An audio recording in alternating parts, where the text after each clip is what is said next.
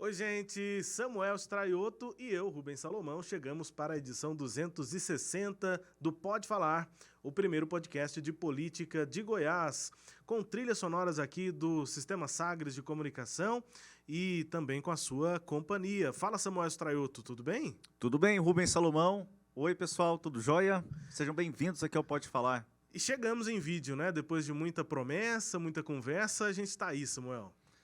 Já encerrando 2023, Rubens, com presentão, não é? Agora, quem nos acompanhou e nos acompanha nas plataformas de áudio, agora com esse presentão nesta virada de 2023 para 2024 em vídeo. Pode falar, o primeiro podcast de política do estado de Goiás. É isso, fazendo referência aqui também a tantas pessoas, né, que participaram aqui do nosso podcast. Na verdade, nem tantas, né? A gente tem aí talvez menos de uma dezena, né?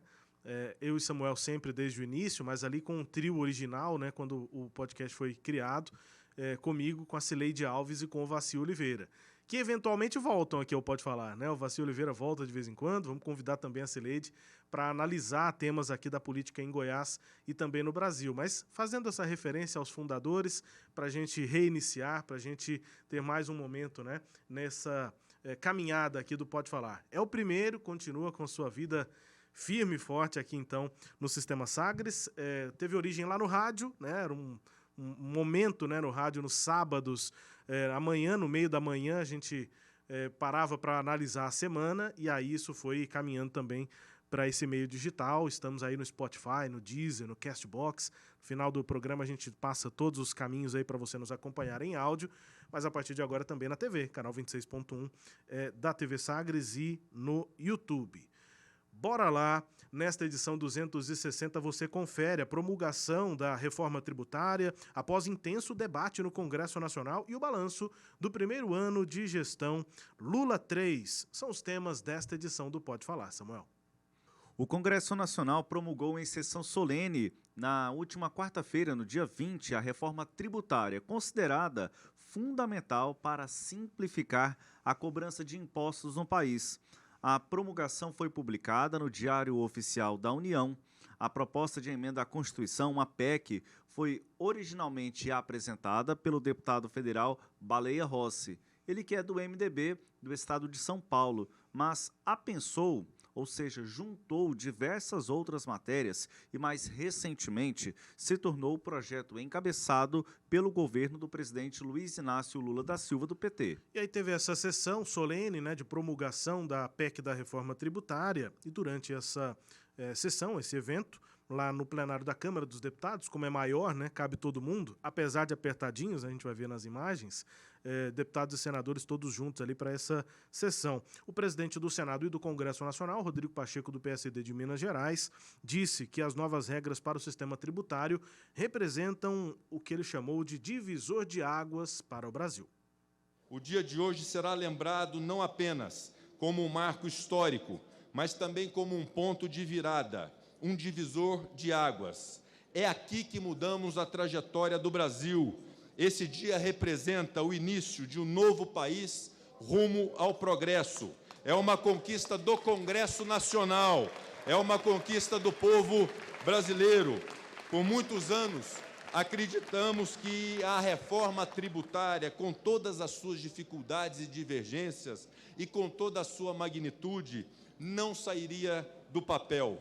Havia consenso de que o arcabouço tributário brasileiro era excessivamente complexo e precisava ser simplificado. Havia consenso de que a carga tributária era mal distribuída e incidia principalmente sobre o consumo e sobre os contribuintes mais necessitados. Havia consenso também de que a carga excessiva afetava a competitividade do setor produtivo e prejudicava a inserção do país na economia mundial. Mas não havia consenso sobre as alternativas e sobrava o medo. Também o presidente da Câmara dos Deputados, Arthur Lira, ele que é do PP de Alagoas, também fez referências à proposta e a defendeu. É a reforma dos brasileiros que precisam de mais empregos, de mais renda e de menos impostos em suas vidas. É a dos empresários de todos os setores da economia, que sempre desejaram um sistema tributário racional, equânime e não, como já afirmei, um manicômio tributário a que estávamos submetidos. Presidente Lula, o que o Congresso Nacional, representado pelos deputados e senadores eleitos democraticamente pelo povo, está entregando hoje ao país é a senha, é o ticket para o desenvolvimento, para crescimento econômico, para a geração de empregos e a melhoria da renda do trabalhador e do povo brasileiro. Ninguém mais terá desculpas para não fazer. Ajustes serão necessários, outras reformas também, e esta casa estará sempre disposta a debater o que for melhor para o país. Na sessão solene de promulgação da reforma tributária, também contou com a presença, você viu ali, né, durante o trecho do discurso de Rodrigo Pacheco, que falou da mesa diretora. Ao lado dele estava lá o presidente Luiz Inácio Lula da Silva, do PT. E quando o discurso de Lula foi anunciado, quando ele foi chamado a falar pelo presidente Rodrigo Pacheco, houve vaias e também aplausos dos deputados e senadores presentes. Dando sequência ao nosso trabalho nessa sessão solene, tenho a honra de conceder a palavra ao excelentíssimo senhor presidente da República, Luiz Inácio Lula da Silva.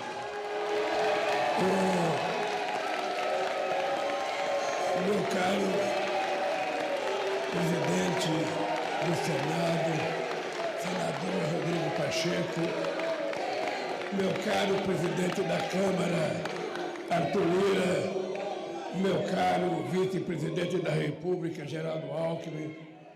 Entre os destaques do discurso de Lula está a fala sobre articulação política junto a um Congresso majoritariamente conservador. Tenho certeza que o povo está feliz. Mas o que me deixa mais feliz é essa fotografia aqui. Guardem. Não precisa gostar do governo, gostar do Lula. Guardem essa foto. E se lembrem que, contra ou a favor, vocês contribuíram para que este país, na primeira vez no regime democrático, aprovou uma reforma tributária a contento da nação brasileira. Ela certamente não vai resolver todos os problemas. Certamente ela não vai resolver todos os problemas. Mas ela foi a demonstração de que esse Congresso Nacional, e eu já vivi aqui dentro, independentemente da postura política de cada um, independentemente do partido de cada um, esse Congresso Nacional, toda vez que teve que mostrar compromisso com o povo brasileiro, ele mostrou. Quando ele foi desafiado, ele mostrou. E é esse Congresso, com direita ou esquerda, com centro ou qualquer outra coisa, mulheres e homens, negros e brancos, esse Congresso, quer goste ou não o presidente, é a cara da sociedade brasileira que votou nas eleições de 2022. Uma fala do Lula, né, Samuel, que indica principalmente para as próximas batalhas, né, para os próximos desafios que o governo tem para articular junto ao Congresso. É um dos pontos que a gente vai analisar daqui a pouco no nosso debate. E, claro, outros pontos também dessas falas que a gente ouviu. Só que, apesar desses elogios todos, né, do Rodrigo Pacheco, Arthur Lira, agora do Lula, à reforma tributária, a PEC também causa reações, principalmente entre governadores. E a reação mais exaltada vem aqui de Goiás, do governador Ronaldo Caiado, do União Brasil. Ele, inclusive, na semana, né, anterior à promulgação, voltou a dizer que vai haver uma imediata busca de judicialização, inclusive com ações junto ao Supremo Tribunal Federal. O governador de Goiás aponta quebra da autonomia de estados e municípios e que, por isso, a PEC agora promulgada seria inconstitucional.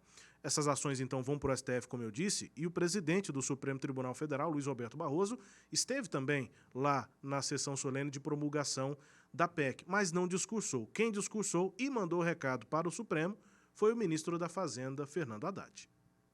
Quero cumprimentar e fazer um apelo ao presidente do Supremo Tribunal Federal, porque a partir desse momento, essa emenda constitucional tem um guardião, e o guardião dela é o Supremo Tribunal Federal. Nós contamos com o Supremo Tribunal Federal para que, na pessoa do ministro e presidente Barroso, essa emenda seja recebida com a generosidade que ela merece, para que nós possamos consolidar essa reforma ao longo dos anos, para que a litigiosidade dê espaço à concórdia, ao entendimento, à transparência, à justiça tributária e, mais do que tudo, a que os empresários possam concorrer entre si em igualdade de condições e em busca de mais produtividade para a nossa economia.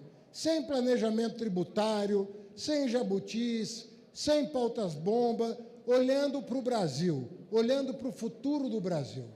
Alguns pontos importantes, né, que a gente ouviu nessas falas selecionadas aqui, Samuel, dessa sessão de promulgação da PEC da reforma. Por partes, começando pelo fim, né, essa questão da judicialização é o próximo passo da reforma tributária, que não é uma reforma completa, né? Ela trata sobre a tributação sobre o consumo, né? ICMS dos estados, Imposto sobre Circulação de Mercadorias e Serviços, e o ISS dos municípios, Imposto sobre Serviços, né? Também chamado de ISSQN, né? Serviço de qualquer natureza, enfim. Esses dois impostos deixam de existir, passa a ser criado o IVA, Imposto sobre Valor Agregado. E aí tem esse nome IVA dual. Ele ajuda a explicar, para quem não tem muita familiaridade com as questões tributárias, dual quer dizer dois, né?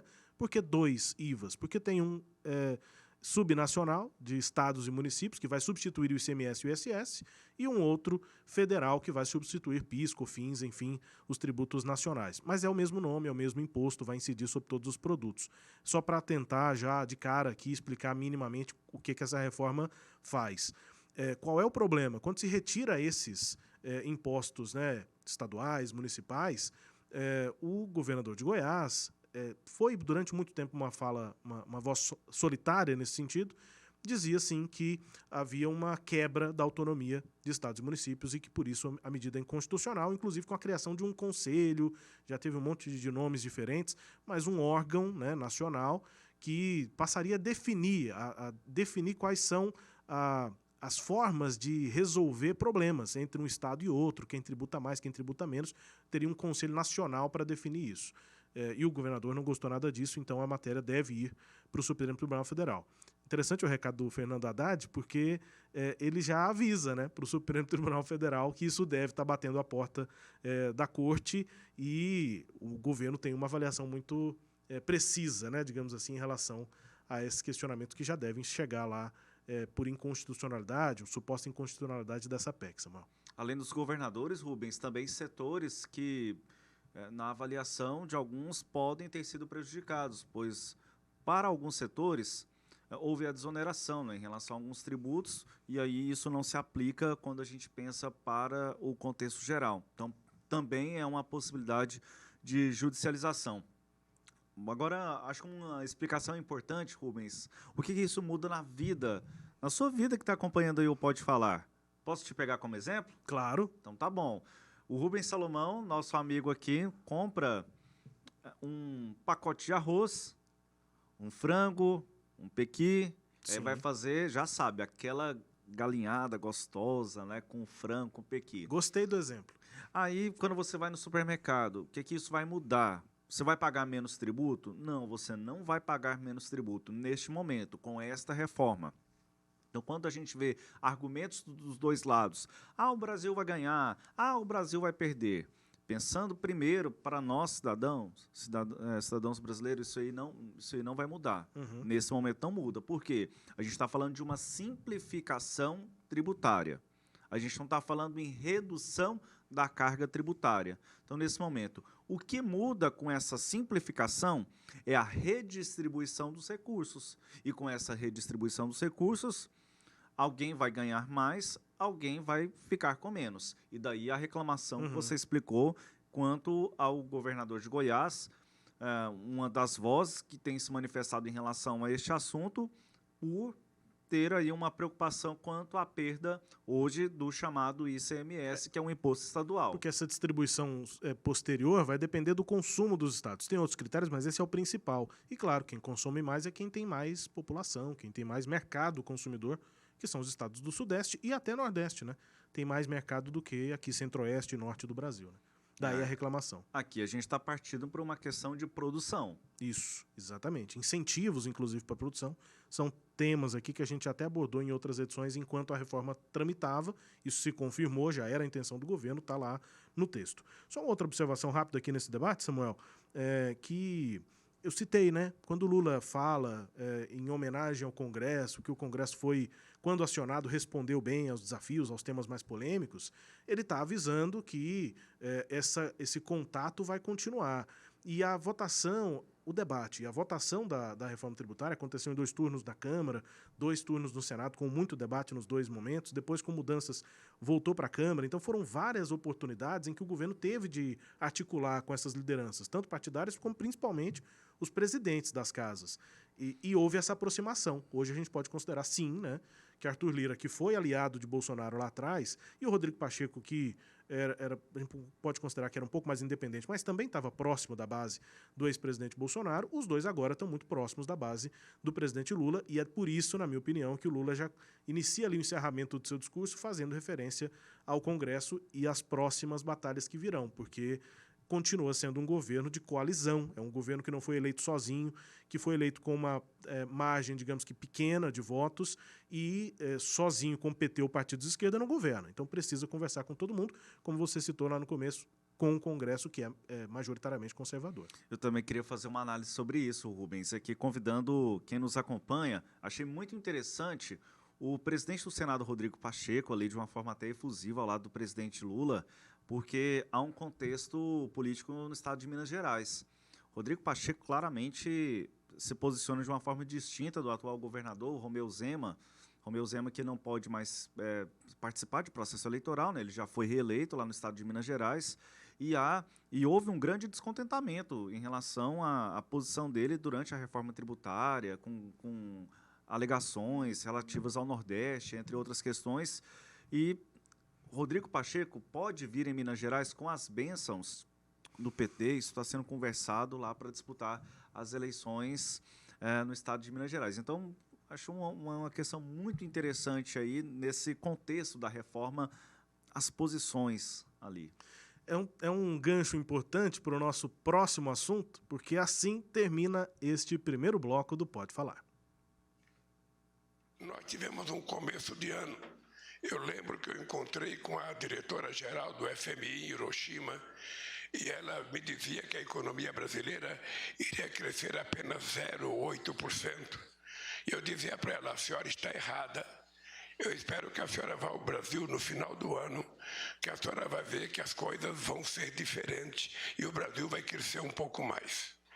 E o que nós estamos colhendo hoje é um pouco daquilo que foi plantado, aquilo que a gente dizia desde o começo. Para você ter uma boa governança, você precisa ter credibilidade. Você precisa ter estabilidade. Estabilidade política, estabilidade jurídica, estabilidade social. E você tem que ter uma coisa chamada previsibilidade. Ninguém quer enganar ninguém. A gente quer um país que tudo dê certo para todos. O presidente Lula, já prestes a completar um ano à frente da gestão no governo federal, tem uma administração avaliada de forma positiva por pouco mais de 1 em cada 3 eleitores brasileiros. Perto de 1/3, né, um pouco mais do que isso, de acordo com pesquisa Quest, o governo Lula tem 36% de avaliação como ótimo ou bom, depois de um pico de 42% em agosto. 29% dos brasileiros consultados pela pesquisa reprovam a gestão. A avaliação como ótimo ou boa na gestão petista oscilou de 38% para 36%, teve o pico lá de 42%, então vem numa queda, né, numa variação, constantes variações negativas, dentro da margem de erro nessa última variação de 38% para 36%, a margem é de 2,2%. Na comparação com o levantamento anterior, né, feito pelo Instituto no mês de outubro. Se comparado com os resultados de agosto, quando o mandato de Lula teve sua melhor aprovação do ano, 42%, a queda foi de 6%. Por outro lado, houve crescimento em quem considera o mandato do presidente de uma forma regular, com um aumento de 29% para 32%. A reprovação, como eu disse, né, está em 29%, e isso significa estabilidade. Também era de 29% na pesquisa de outubro. Nessa pesquisa agora, 3% não souberam ou não responderam. A Quest também perguntou aos eleitores qual a nota de 0 a 10 que eles dão para essa administração do governo Lula. A avaliação geral dos eleitores, a média aí, do governo Lula até agora foi 5,7. E nesta semana, o presidente Lula fez uma avaliação do primeiro ano de mandato em reunião com ministros. Lula apresentou o entendimento político, destacando que conversou com todos os partidos. Que no nosso governo a gente não conversa com o Centrão, a gente conversa com partidos. A gente conversa com todos os partidos que têm deputados na Câmara dos Deputados, todos os partidos que têm senador. A gente não pergunta de que partido é a pessoa. A gente leva a proposta e, em cima daquela proposta, a gente estabelece as conversações necessárias. E eu, portanto, queria começar essa reunião dando os parabéns à capacidade de negociação dos nossos líderes na Câmara, no Congresso, no Senado, e a capacidade de articulação do companheiro Haddad, que conseguiu o feito inusitado de aprovar uma reforma tributária. Pois é, o presidente Lula falando nessa reunião ministerial, Samuel, e só para completar aqui também os números, né? Quando a gente pega, né, aquela pergunta mais direta, sem tantas opções, que eu confesso que não é a que eu prefiro analisar em pesquisas, mas só quem aprova e quem reprova, né? Gosta ou não, só isso. Não tem regular, não tem bom, não tem ótimo, nem ruim, nem péssimo. Só sim ou não, né? Aí dá 54% de aprovação ao Lula contra 43%. Por que eu não gosto? Porque as coisas não são binárias na vida, né? As pessoas às vezes acham que está regular, e o regular é importante, né? O bom é importante, o ruim é importante, mais do que o péssimo e ótimo, né? Que também dizem muita coisa. Então, só para completar, também tem essa resposta 54 a 43. A pesquisa Quest ouviu 2.012 pessoas presencialmente entre os dias 14 e 18 de dezembro, margem de erro 2,2 pontos percentuais para mais ou para menos, o nível de confiança de 95%. Na minha visão, rapidinho, que nosso tempo está terminando, o primeiro ano de Lula 3.0, Samuel, ainda é marcado por frustrações. Apesar de algumas vitórias, há mais derrotas e uma tentativa do presidente Lula de mediar o seu discurso para, como a gente falou no bloco anterior, conseguir, né, articular num governo em que ele não tem maioria no Congresso. E pensando numa parte mais pragmática, Rubens, eu penso, estou ali naquele grupo, né, nosso público que certamente quer saber. E a opinião de vocês? Bom, a nossa opinião, pelo menos a minha parte aqui, de uma forma regular. De uma forma regular, pois os indicadores econômicos, eles, olhando a parte cheia do copo primeiro, os indicadores eles melhoraram, visto do que estavam antes. Mas esses indicadores, na minha visão, ainda não refletiram numa qualidade devida para a população. Acho que ainda há uma distância muito grande dos indicadores que a economia aponta, principalmente, mas uma distância para a vida real das pessoas. Acho que esse vai ser o grande desafio que o governo precisa agir com mais peso aí no próximo ano. É isso, né? Vamos seguir analisando, claro, também as gestões aqui em Goiás do governador Ronaldo Caiado. Tem eleição municipal do ano que vem e o governador, né, pesquisas novas aí estão prestes a mostrar uma aprovação importante do governador, depois de ter sido eleito no primeiro turno, né, eleito e reeleito. Então ele é um peso importante para essa eleição municipal, e também da gestão aqui em Goiânia, do prefeito Rogério Cruz, do Republicano. São assuntos para a próxima edição, dando spoiler aqui do que a gente vai falar na edição 261, Samuel. Combinado, então. Vamos embora fazer a galinhada? Vamos embora fazer a galinhada prometida pelo Samuel, e assim termina este Pode Falar, que teve aqui os áudios, né, e também vídeos do Sistema Sagres, da TV Senado e também do canal Gov. Você confere o Pode Falar em áudio todo sábado, às 9h30 da manhã, na Rádio Sagres, no Sagres Online, no aplicativo da Sagres, no Spotify, no Google App, no Deezer e no Castbox. Na TV, você confere também o Pode Falar nos sábados. E você segue aí o Pode Falar no seu tocador de podcast preferido e recebe um episódio novo todo sábado. Tchau, Samuel, até. Tchau, Rubens, até. Obrigado pela sua companhia, também agora em vídeo, e até semana que vem.